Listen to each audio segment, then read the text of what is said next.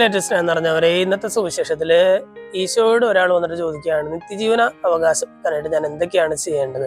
ഇയാൾക്ക് അറിയാമായിരുന്നു ഒരു സെറ്റ് ഓഫ് റൂൾസ് ഇയാൾ കൃത്യമായിട്ട് ഫോളോ ചെയ്യുന്നുണ്ട്, പ്രമാണങ്ങളൊക്കെ ഇയാൾ പാലിക്കുന്നുണ്ട്.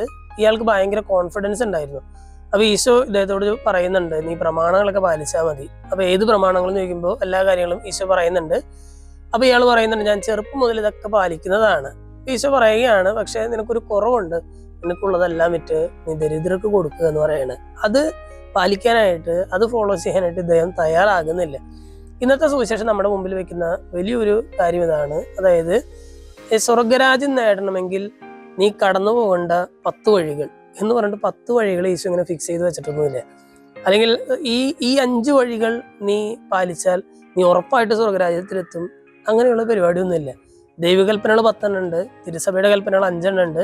പക്ഷെ ഈശോ നമ്മളോട് പറയുകയാണ്, ചിലപ്പോഴൊക്കെ ഇങ്ങനെ ഔട്ട് ഓഫ് സിലബസിൽ നിന്ന് നിനക്ക് ക്വസ്റ്റ്യൻസ് വരാം അല്ലെ. അതായത് ഇങ്ങനെ ഒരു സെറ്റ് ഓഫ് റൂൾസ് മാത്രമല്ല ഉള്ളത്, മറിച്ച് അതിനപ്പുറത്തും ഒരുപാട് കാര്യങ്ങളുണ്ട് അല്ലെ. നീ നല്ല രീതിയിൽ ജീവിക്കുകയും സ്വർഗരാജ്യത്തെ ലക്ഷ്യമാക്കി ജീവിക്കാനായിട്ട് നീ ആഗ്രഹിക്കുകയും ചെയ്യുന്നെങ്കിൽ ഈ പറയുന്ന പ്രമാണങ്ങൾ ഒരു സെറ്റ് ഓഫ് റൂൾസ് മാത്രമല്ല ഉള്ളത്, മറിച്ച് അതിനപ്പുറത്തും കുറേയേറെ കാര്യങ്ങളുണ്ട്.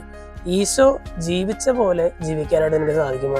ഈശോയുടെ ഒരു കാഴ്ചപ്പാടോട് കൂടിയിട്ട് നിന്റെ ചുറ്റുമുള്ളവരെ നോക്കാനും അവരെ സ്നേഹിക്കാനും നിനക്ക് സാധിക്കുമോ?